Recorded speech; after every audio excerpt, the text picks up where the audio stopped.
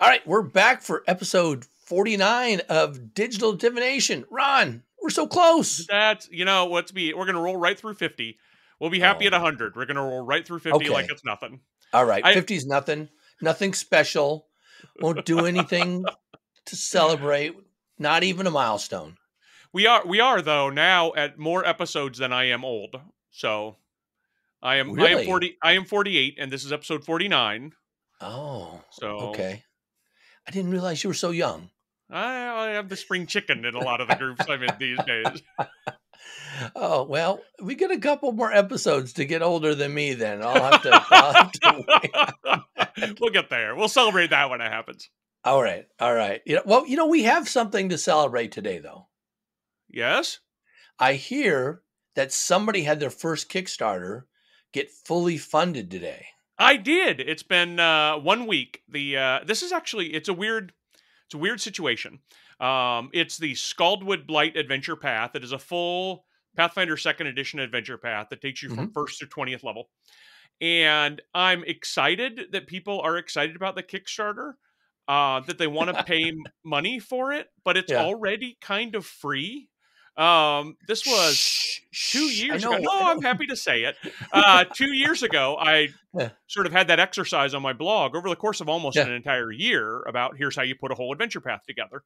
And there is a lot of additional stuff in the final product. There's art, there's maps. We've got full stat blocks. The thing is blown out to about 250 pages after the expansions that I put into it. And our stretch goals are going to make that probably tip over even a little bit more.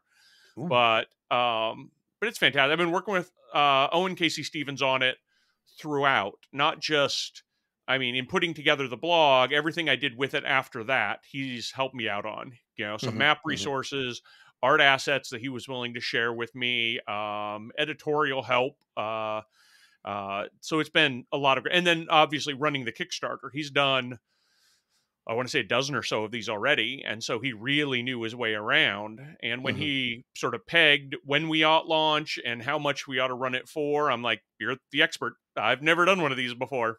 And expert he is. We hit the goal in a week. That gives us some time to think about stretch goals, push for those. And it's fantastic. It's fantastic to see. Happened just today. We launched a week ago today, and we hit our funding goal today. Well, I will say I saw it was really close, and I thought, I'm going to give this a big push. I'm going to send it out to all my friends on Facebook, and next thing I know, boom. So, well, don't stop. That doesn't mean don't. Send I should it do that again. Yeah, exactly. And then once again near the end, when we're trying to push up to the very last of our stretch goals or what we can get at the end, one of the things that's a real advantage of having spent a couple of years on this between when my blog, which has had it in all various pieces, ended, and then actually running the Kickstarter, is that it's mostly done. And so it's not one of those Kickstarters where you're going to back it and they're going to wait a year and a half for anything. We think we'll be able to turn this very quickly. Well, I was a Game Master supporter level. I have no idea if that was. I'm getting the hardcover. I heard hardcovers are a little slow coming now. How's that going to be? I don't know anything about the print process. The only print on demand books I've done have been soft covers. But again, I'm working with Owen and he's got a much better sense of this and the timing and so on. He's even put in the Kickstarter some estimates about when those might come in. And that's based on his knowledge about how long a print on demand hardcover takes and so on. So shipping issues can mess anything up. We've got at Paizo right now, we've started the new Quest for the Frozen Flame adventure path. Volume 1 is out right now, but Volume 6, the finale of the adventure path before it, still hasn't come. So it's flipped a little bit. Well, I can wait. I saw in there that the author would actually sign it and do stuff if I got the hard copy. So absolutely, yeah. I'm sort of surprised at how many people want my signature, but I'm happy to give many people my signature. Well, I'm excited. It's funny. I saw it on your blog. I read through it. A lot of people were talking about it, and I'm thinking, oh yeah, I think that'd be cool. And I love bound things though, right? If I'm going to get it, I like to get the hard copy to put on my shelf, with all the other stuff, and then to reference it for things, and use it rather than you can run off the PDF, but I just like having hard copy.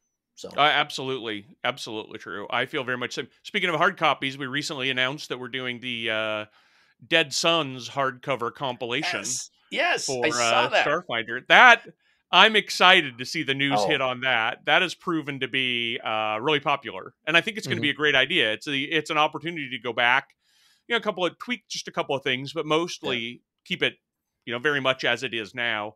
But it's fun. It's fun to see. It's fun to talk about. And people having the attitude of, oh, that was the thing that I started with way yeah, back in the day. I'm yeah, like, yeah. way back. There's a way back in the day for Starfinder now, No, it's apparently. like 4 years. Yeah, yeah. Yeah. Well, you said they tweak some things. There's that big ship at the end. Did they tweak the dimensions on that? I don't know if you remember when I blew Oh, up at yes. how crazy the dimensions were on that.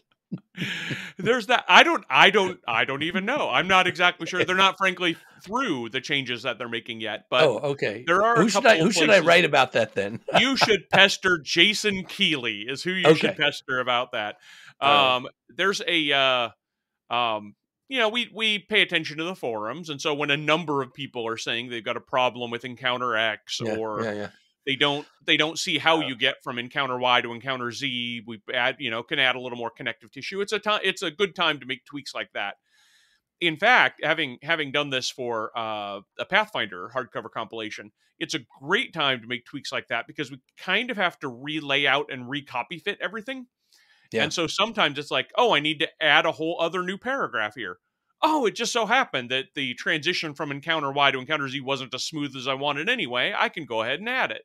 Yeah. So, Well, cool. I hope they do some of that stuff. I remember, some of the complaints early on, you know, were in there and we're, justified when we played mhm. through it.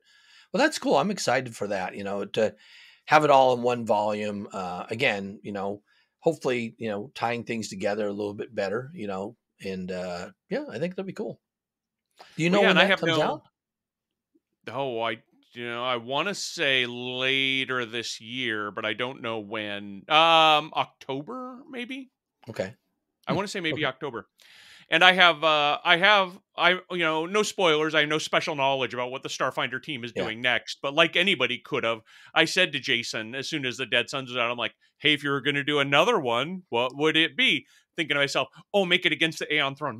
Please make it against the Aeon Throne, because that's the one I wrote the first volume of that I'm really Yeah. Yeah. excited about. And he's like, well, we don't know. We don't have any plans. Against the Aeon Throne is really popular. I'm like, yes. Well, cool. And that's a shorter one though. That's It is. that's It's just three a volume, 3 volume. and and I think working through a 6 volume one, if anything was appealing to him about doing that, it's that it would only be 3 volumes. Yes, yes, for sure. And now Dead Sons is out of print. Is that right? It is, but there are a number of things that go into whether or not we're going to make a hardcover compilation of something. Hmm. How well we think it's going to sell, frankly, and that has to do with how popular it was when it was initially out, and are we cannibalizing sales of volumes Right. we have sitting in the warehouse already? And for Dead Hmm. Sons, that Hmm. answer is, well, no, not very much, because we were out of print on I think at least the first one, and maybe the first two. I don't remember. Hmm. But some of them have been out of print, so now it's going to be the way to get it, the only way to Right. get it. Cool. I don't suppose you know the price point on something like that. I don't. The Yeah. website will say, because we put it up on our website. Oh, It'll have okay. the price So on it. yeah, So, so the hardcover price will be on there. Neat. yep. Well, cool. Well, speaking of adventure paths and things, Hmm. I'm going to be starting GMing a new adventure path here in just under 2 weeks. That's right. Wait, before we get to starting your new one, how did the old one go? You just finished up Dawn of Flame, right? Yes, I just finished GMing. So, in our Intrepid Heroes group, we played through it, and I just Right. finished GMing the last book for a local group, 4 players through it, and they did the final adventure encounter. It was really hard. It was really hard for them. Yes, it's like people were dropping like flies. They had a mystic there, bringing somebody up, and one of them went down to 0, came up with one hit point. It's like after spending some resolve, and it's like, okay, should I try to finish this off? I could go down again. It's like, and I didn't try to intentionally make it very hard, but I used intelligent tactics on the part Right. of the enemy. They're intelligent And foes, so yeah. yeah, and they really liked it. They liked it a lot. The fact that it was like clawing and fighting, because it'd been really easy up till that point. Mhm. They were doing pretty well, and I thought, okay, well, we'll just put them in a challenging situation with this encounter, and it was. And I actually thought it was more challenging for them than our group when we went through it Oh, really? with Jason Yeah. Tondro. Yeah, and we had 6 characters. Right. For Yeah, that. we have more Yeah, people. But yeah, it's nice to see that. I think that there is generally, and I don't mean this as any sort of criticism, in quite the opposite, in fact. Starfinder generally is kind of easy. I mean, as I far think as so. role-playing games Yeah, go, it's you're not fighting for every victory. Pathfinder Second yeah. Edition seems to be tuned where it's a lot closer, a lot of the battles. Mhm. But Starfinder lets you kind of deal with the fight and keep getting on with the story in a way that I Right, think is great. But it's important to have the occasional fights, and a climax of an AP is right. exactly the place to have Right, and that's a what I was dramatic fight. thinking. Yeah, and I thought, oh, we're gonna knock out this thing pretty quick. There's just 2 encounters. It'll be done early. Man, that last battle took almost 2 hours. So I it was believe it. long. I Doing believe it. stuff and moving and healing and doing stuff. So, but it was good. Oh, but Everybody got to use their skills though. That was kind of the neat thing. Everybody got oh, to use that's neat. everything they had, pull out all the stops. Great, So great. But yeah. starting a new one, then you were talking Yeah, so about. that group finished up. We play every other week, and we've been kind of figuring out, okay, let's start up something new. And I wanted some advice from you. So, I've never done this before, but I'm going to be playing. I'm going to be running this, GMing this, and one of my players is going to be the author of one of the books, and I haven't had that experience before. Yeah. Uh, do you have any advice for somebody GMing for the author? For something like that. Well, the that's going to depend a lot on the author. I've done this before. I might have mentioned even on this podcast that I had an adventure that I wrote for an organized play campaign, the Living Greyhawk campaign, Right, right, right. and I snuck into a game of that that of an adventure that I'd written without the GM or anybody except for one friend of mine at the table knowing I had written it. Right. I wanted to Right, see right, right. what the experience was like from somebody who didn't know I was sort of there, and he skipped big chunks and changed some stuff around. And I'm like, you know Yeah. what? I'm just going to roll with it. Right. Yeah. This Yeah. is Yeah. not absolutely not the kind of, well, you didn't do this right. And so on, so on. So it's going to depend a lot on the attitude of the individual. Okay. Um, I think that anybody is going to try to say, any author would try to say, yes, I'd be okay with that. I think maybe there are a few of them who might think, well, I don't know. I don't know that I could keep my emotions in check when somebody is butchering the words that I put down on the page. But that's something I've had to let go a long time ago, because the Yeah. process of development and then editing makes some changes, and sometimes some pretty Right. significant ones, right Hmm. from the very first Adventure Path volume that I wrote. Hmm. I do have to say that I have not dug deeply to reread the Planetfall, the first volume of Horizons of the Vast. So I don't really know in a lot of detail what has changed. All I've done is take a look at it for some interviews I've done. Oh, you're the author of this. Let's talk about it. I'm like, oh, I want to talk about this encounter with this undead scout. Are they okay? I check. All right, there's still an undead scout. There is still an encounter with them. Yeah. Yeah. Okay, phew! I can at least talk about that from Yeah. memory without having to reread everything.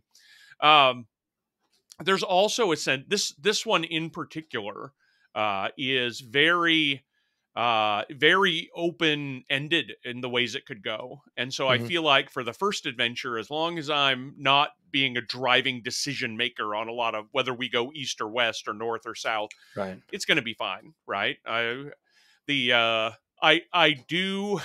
I do remember, I do know one sort of campaign critical secret door that we are not supposed to find, and I will stay entirely quiet about that. All right. I think I know where that one would be at this point. So if it's that, yeah, I've kind of read through it, and just so folks know, I'm going to be run book 1, Horizons of the Vast, Planetfall, written by Ron Lundeen with That's my me. That's other why we're talking co-creator. about this. Yeah. Yes. just to be clear, um, and yeah, one of the things about this book is I hear that this is Kingmaker in space. Mm-hmm. Yeah, that's how we've kind of built it I've intentionally never because played Kingmaker. I don't know what oh, that means. So can you tell me? Kingmaker. Well, first of all, oh boy, you're missing out, but you'll have a great opportunity coming Okay. because Kingmaker has been one of Paizo's best-selling, most popular Pathfinder First Edition adventure paths. So Mhm, much so that we're updating and recompiling that into a second edition adventure path. But the thing that is really neat about it is the whole campaign is sort of built on you're given a charter to rule this particular region, go out and rule it. You've got to go explore the, all the different sort of spaces, the nooks and crannies on a big hex map.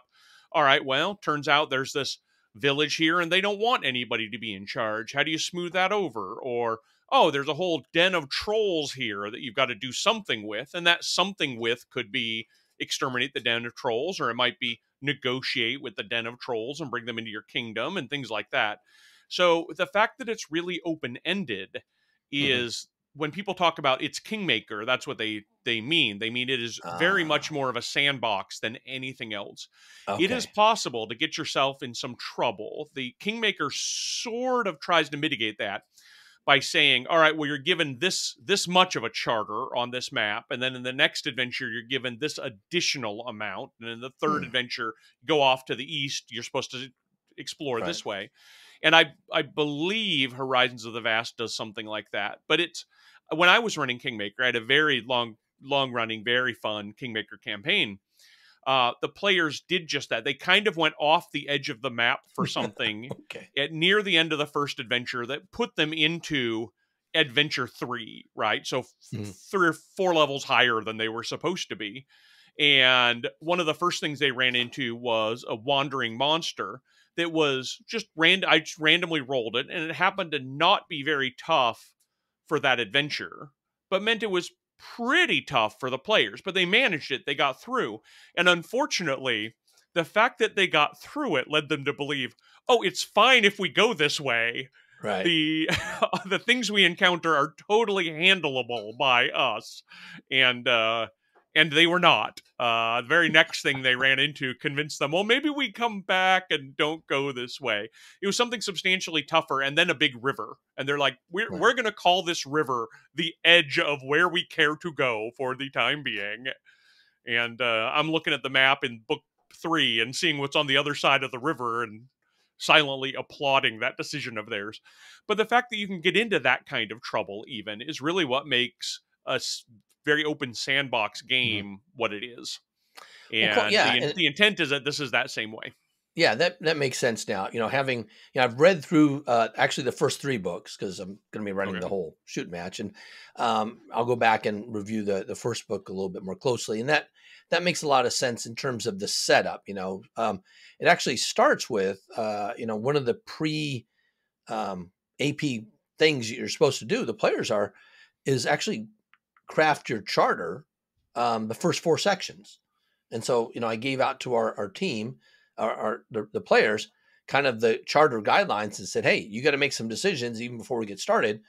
Do the first 4 things. And so I can see how you're kind of building out the charter to kind of lay the groundwork for what type of thing you're going to do. And then the adventure seems to be set up with, okay, here's some set things that they should encounter in certain areas. And then here's a whole bunch of things that may happen if they go in certain areas or may not. And, kind of trying to drive them to some conclusion at the end, but they can go roundabout or they can go directly to it, depending on the choices they make. And then that final thing, whatever it is, where I guess that secret door might be, um, is the thing that then helps propel them to the next book is kind of the sense I get for that. Right. And it's going to require these kinds of sandbox campaigns require substantially more page flipping on the part of the GM. So Hmm, you're going to hmm. find that a lot. It's going to be, all right, well, from our perspective as players, we're just walking from this hex Right. to the next text over. And then you're like, oh, well, now I have to flip 12 pages ahead. And then, oh, we go back to town. Well, now I got to flip 20 pages back to say what happens there. Right. Right. There's only so much linearity you can do when you're presenting an adventure like that. And the thing that Mhm. ends up almost making more sense is, hey, just lay out all the options on a map and then do them like you would a book, right? They just go, A through Z, left, right, top to bottom. And Mhm. if somebody, walks from Q over to D, well, that's going to be some page flipping. But Yeah, I haven't really thought how I was going to do that part. I mean, it comes with a hex grid map, and it has, here's a bunch of different letters on it, and things happen on my end. My intention was actually to give a blank map to the players, right, with no letters, great and idea. so when they go to a place, they kind of keep track of what happened there to them, and um, so I haven't really, because I haven't done this. I've done more like homebrew campaigns where you're kind of, they can do whatever. You kind of build a lot of the world as they go along, right? So this is kind of new for me in terms of an adventure path. So I'm thankful for the insight from Kingmaker. Um, I do have some questions for you concerning the charter. That's kind of the first thing that gets started. Mhm. What's your familiarity with Oh, not hard, charters? hardly any. I knew when I Oh, was assigned this, yeah, I knew that we would be doing it, and I yeah. had sort of an initial draft that the developer gave me and said, "This is kind of what we're thinking about." And I'm like, Hmm. "Oh, well, I Hmm. can see that you your charter has statistics that are these different values, and Yes. maybe decisions you make in the first adventure kind of adjust those. But how Mm. whether it means adjusting something from 1 point to 3 points, or whether it means adjusting something from 4 points to 9 point. I mean, I didn't have a very good sense of the scale. Hmm. I probably should have looked at the sort of the draft rules of the charter more closely. But when you're writing an adventure on a tight timetable, Yeah. there's something to be said for picking your battles. And I'm like, you know what? I'm not going to learn all this, do it exactly the matching way, only to have to unlearn it and then undo it when final Right. rules are out. The developer's going to have to develop it anyway. And I feel like I was upfront with my developer about that. But it Hmm. means that as a result, I don't have a good sense of what the charter system is, except that I know it draws a lot from Kingmaker. So you got different Okay. stats Right. of your nation slash Yeah. charter in this one, and the decisions that you make about what you build are Right. going to raise or lower some of those. Right. So early on, you kind of pick what do we feel like is going to be the best, and then random events happen, which have Right. the possibility of raising but usually lowering those unless you mitigate them in some way. That was Right. sort of the Right. overall kingdom turn in Kingmaker, and I Hmm. expect Hmm. that's going to be similar here. Um, I have a lot of confidence in Jason Keeley, who is very analytic, very much board game minded. Hmm. I've done a lot of puzzle hunts and puzzle competitions with him, and he's just a Hmm. master at this. So I feel like we won't end up with a lot of graveyards and dumps. In Kingmaker, one of the things that people who played that realized that if you have your cities that you're building and you fill your cities with graveyards and or dumps, that is the most mechanically efficient way to crank certain values for your kingdom up. So uh, what terrible cities must they look like to be yeah. filled Yeah. from one end to the other with graveyards and dumps? But mechanically, you've got a lot of pluses. So Yeah. Again, having not played Kingmaker, I'm thinking more. I played a video game a long time ago called Reach for the Stars, okay. where basically you're developing planets and you're looking for planets. In this case, I'll say charter regions, which is a 10. Here, a charter is 10,000 square miles, right? So it's really big space, Hmm. right?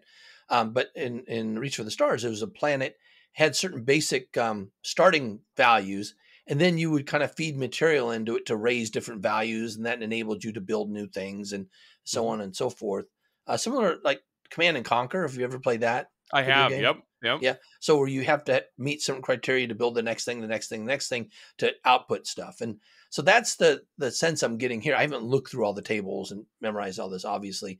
But depending on certain things that you start off with, like the type of focus you have, for example, for your charter, that gives you Hmm. some starting values. And then the actions you decide to take can help build up other starting values, which gives you the ability to build other sort of infrastructure, right, in your city or your settlement that you start growing.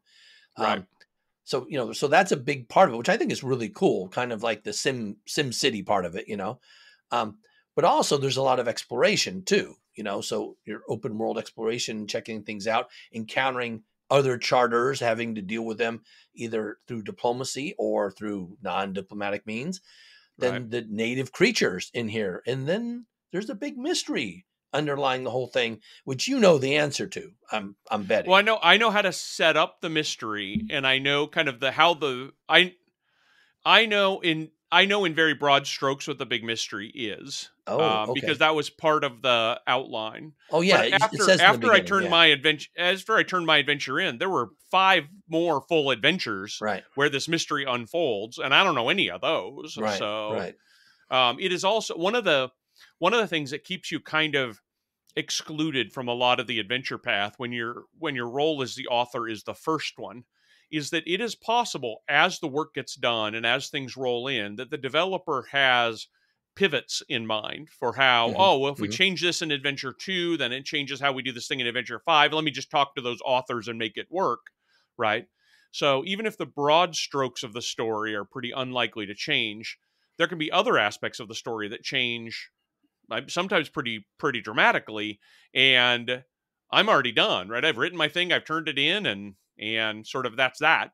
So there's a lot of those a lot of changes that I certainly wouldn't see coming and didn't have a need to see coming in the first place, because my focus was entirely on setting up a mystery, and then Hmm. we'll see what happens when other people take the mystery, run with it, and then solve it. So I will be you will find that my knowledge through adventure 1 is not super high, but man, it drops right off a cliff once we're done with adventure 1, and I'm not going to know anything going on.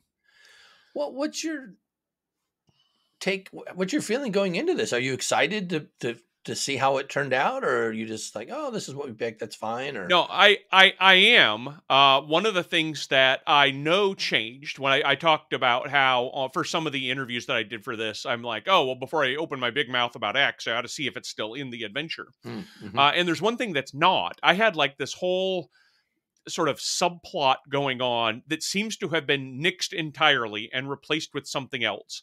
And the something else I didn't quite grok because I wasn't reading the thing cover to cover, but it's Right, different. right. And so I'm going to know not to be, I'm excited to see what happens because I want to see what development did to this. And Mm-hmm. there's a real sense about product development at Paizo. The thing I've said for a long time is we'll raise stuff a letter grade, right? If you give me Right. a C quality turnover, I'm going to turn it into a B. If you give me a B quality turnover, I'm going to turn it into an A. So I think even if I turned in, B quality work, I'm going to be able to play an A quality adventure. That's great. Yeah, well, that's kind of neat. It's we haven't started an AP for a long time. Well, no, we have. We were starting the devastation arc with Intrepid Heroes. Different Yeah, starting at 13th level than yeah, first it is. level. And if only there were an entire digital divination episode about that subject. Yes, but I was just thinking, we're all starting brand new again, and it's so wide open, and so many players are picking a lot of the new stuff. Like, I'm hearing that you're going to be doing a precog.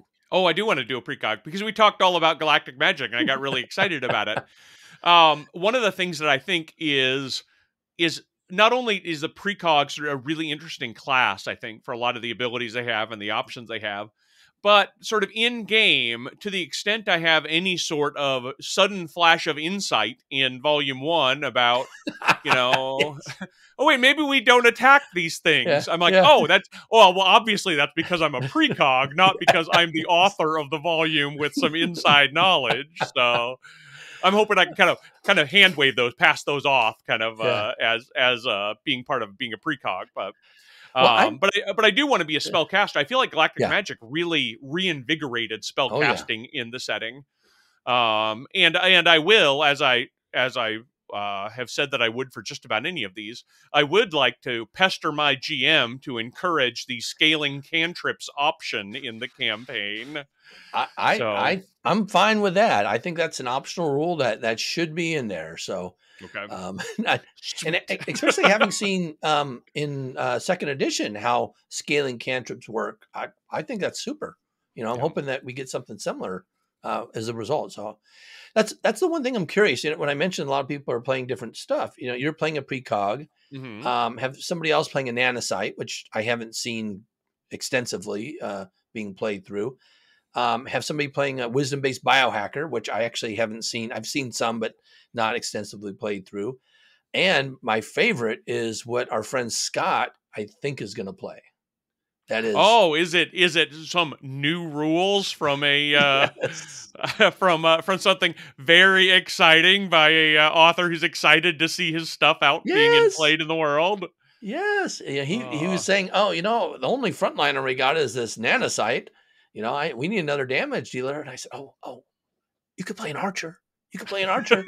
Oh, and he said, I used to always play Rangers and stuff before. Let me think about that. And so I'm hoping he gives it a go because I'd like to see it in action.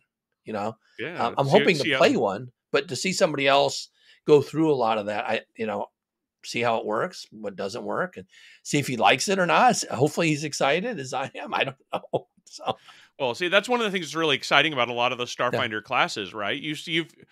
If you've got a nanosite and a precog in your game, like it sounds like you're going to, that hmm is probably entirely unlike some other GM's nanosite and precog. There's so right, many different ways you can go with those characters right.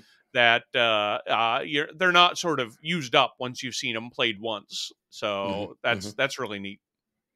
Yeah, so I'm excited to get it started. I got to start prepping for it. You know, when I was finishing up Dawn of Flame, you know, literally we had just finished that book when I took over running the book for the other group. Hmm. So it was really fresh in my mind. And you know, the biggest thing I noticed is how hard Jason Tondro made it on us versus what was in the book. Which I mean, we came through the other Yeah, side okay, it was but great. so It it's was not great. unduly hard. But oh Yeah. boy, it did feel like that difficulty ramped way up from the rest of the campaign. Yeah, and so what I've Which learned from that, and also having finished, running book 6 myself, is how much fun it is when it's super difficult for players. And so I'm yeah, rather than wait till the end, I'm just going to start it in book 1, level 1. Have a couple party that's good. wipes and give everybody that opportunity to experience that frustration and difficulty. um, great. Isn't that how it's Thanks. supposed to work? No. I do have to look. I want to look at the charter rules. One of the things Yeah. that I'm this kind of player. I'll warn you, right? Rather than go Uh-oh. through the charter rules and think about what is going to give us the most, maximums that we can get, Oh, minimize our minimums, maximize our maximum. yeah. I remember seeing that one of the options that you can build is a space elevator. The Yes. big Yes. to haul stuff into and out of Yeah. orbit. Those are really cool. And so I'm Yeah. almost certain to be okay, what does it take for us to build a space elevator? And then how do I make recommendations that our charter go in such a way as to have us build a space elevator? And whatever time we get around to building that space elevator, I'm going to have won my little mental mini game and be like, yes, I've got a place with a space elevator. And that's really kind of what I was going for. No, Um, it's and even in the charter rules themselves, there's a space elevator piece of art in them. So Then it's that'll a be our space elevator. They've yeah, illustrated yeah, our space elevator. yeah. Sweet. Um, yeah, I haven't read through the whole thing. I don't know at the end what the big benefit is of it. I imagine it's more efficient building a spaceport and stuff like that for your settlement, Seems like it, but I have no idea. I haven't gotten to book 6 yet. So but yeah, that's kind of cool. I'm hoping that this extra layer of administration, because I'm going to try to put a bunch of this on the players, tracking Hmm. what they're doing and stuff. I hope that doesn't prove to be burdensome, where it takes away some of the fun of we're just going to go in there and kill stuff kind of thing. Well, I you will know? tell you from my experience with Kingmaker, and I've heard this for another couple of people. So it's an anecdote, and I'm aware the plural of anecdote is not anecdata, so it's not data. But I in my table, whenever we did the Kingdom turns, about Mhm. half the table was really into them and wanted to make a lot of detailed decisions, and the other half of the table just kind of checked out. They were waiting for the Kingdom turn to be over so they could get back to the adventuring. Right, And what it right. meant was, to the extent there was anything that was like super detail oriented, there was sort of an impetus to, you know what, just make a decision and go, right? You feel like Mhm. upgrading this church to a cathedral, great, upgrade it, let's go, be done. Um, or, let's do this at the end of a session and take some time to think about it or whatever. Oh, I So like that is that. Yeah. that is totally mitigatable. It's manageable. I'm one of the people who will be excited about the charter rules system, right? And Mhm. helping to run Mhm. that. There's always one player that's the one who's like, I'm gonna be the one to build the starship.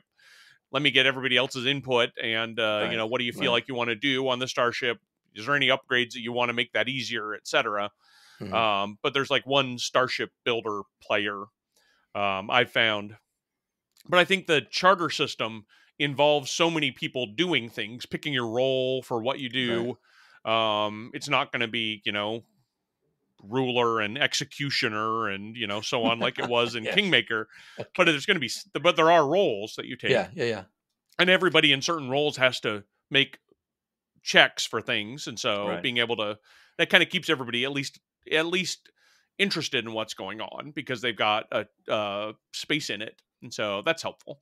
How many players are we going to have? Do you know? Is it going to be another party of 6? I think it's gonna be 6, though one of Okay. them, he just got a work change, and so it's like he got promoted, now he fills in when somebody else is missing, which means Oh, who knows, right? much harder to regularly schedule things. Yeah, Yeah, that can so totally it happen. might be like in every other kind of thing for them. Okay. The nice thing about it, I'll say about this entire group, in which you've met Scott only, right? You Right. haven't met any of the other I haven't players. met any of the others. Yeah. Yeah, is that they are not they are not just like murder hobos. They're just Okay. not all about going and killing stuff. They're actually really like to figure out stuff. I was when I was running this last book, I realized, man, they're spending an hour figuring out something that a lot of groups like 5 minutes. Let's go. Yeah. And it's like, okay, yeah, this is not going to go as fast as I thought. But then when they do murder hobo, they're really efficient at it, though. That's the other thing is a couple of them are just you're going to meet Erin, and she just makes just crazy synergistic builds, and I won't say min maxing, but Hmm. more she really finds synergies between things. And in this case, she's going to make. I was commenting. We don't really have a healer. We don't have a mystic or a envoy. Now the precarc has some condition removal and things like that Right. in terms of And the in their biohacker spell does book. too. Yeah, pardon me. And the Right, biohacker would right. too. And so that's what she was saying is, well, I'm building my biohacker so it can actually do some healing and some stamina healing. So Oh, that'd be nice. basically to help cover some of that as well. So yeah, so it'll be interesting. I think this is a group that likes to work together with each other in terms of covering what's needed and things like that, which is why I was kind of prompting people to um, kind of say what you want to run. And we actually talked about it some after the meeting, but you weren't available because you were visiting friends and things. Right. Right. Um, so I think that'll be good. Our session, our first session will probably be some session 0 around nailing down our first level characters a little bit. Okay. Hopefully we'll have the charter, the first 4 steps ironed out, but maybe we'll talk about that a little bit, and Okay. then we'll probably kind of get started. Now we're doing it face to face, and so we'll have a big chunk of time, and it's at my house, so we can stay late if we want. I don't have to go anywhere, so I don't care. Um, you know, so we might get a full blown session in, just depending on Session how 0 and 1, maybe. right, right, depending on what people are feeling like. I'd like to get as much done as we can pre session 0 stuff taken care of early, so we can get into the meat of playing it and doing things. That's always fun. Everybody's excited to get into it, but whatever it takes to do it. Okay. Perfect. Perfect. I'm really looking forward to it. I think that it's great to meet it's always great to meet new gamers, right? And anybody that comes recommended by you is somebody worth spending my time playing with. I really like Okay. that. All So, right. um, I'm going to tell them on their be on their best behavior now after that. I don't know. or not, or the opposite, maybe. I don't know. That's Well, they're pretty much hard to control too. So, it doesn't matter what okay, I good. really say to them. All right. Well, I look forward to, and hopefully, I think our next episode, whatever number that is, will be after we've given this a start. So maybe we'll have a We can little, sort of talk about that. The yeah, experiences about starting a new campaign is yeah, something that's always interesting for anybody to hear who's got their own campaigns they have either started or participated in, because they never go the same way, yeah, and so that could be a lot of fun. yeah. At least we'll touch on it anyway. Okay, All right. Well, I'm John. and I'm Ron, and this is Digital Divination.